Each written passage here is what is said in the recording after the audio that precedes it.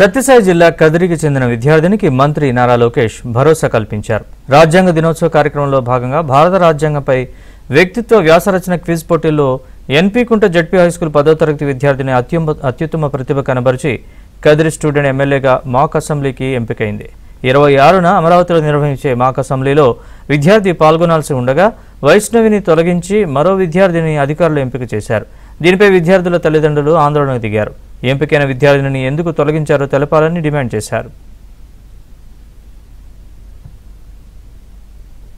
నేను ZPHS NP కుంటలో 10వ తరగతి చదువుతున్నాను.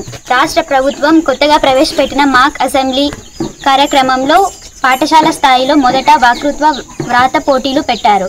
దాంట్లో ఎస్ఏ రైటింగ్లో కాంపిటీషన్లో సెలెక్ట్ అయ్యి తర్వాత మండల్ లెవెల్లో పెట్టారు. దాంట్లో కానీ సెలెక్ట్ అయ్యాను. తర్వాత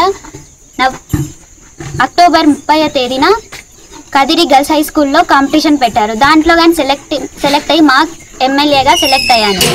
తర్వాత స్కూల్లో ఘనంగా సన్మానం చేశారు.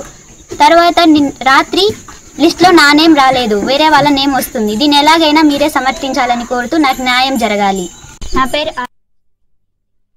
ఈ వ్యవహారంపై విద్యాశాఖ మంత్రి నారా లోకేష్ స్పందించారు. డోంట్ వరీ వైష్ణవి, మాక్ అసెంబ్లీలో నువ్వు పాల్గొంటావు అమ్మా అంటూ ట్వీట్ చేశారు.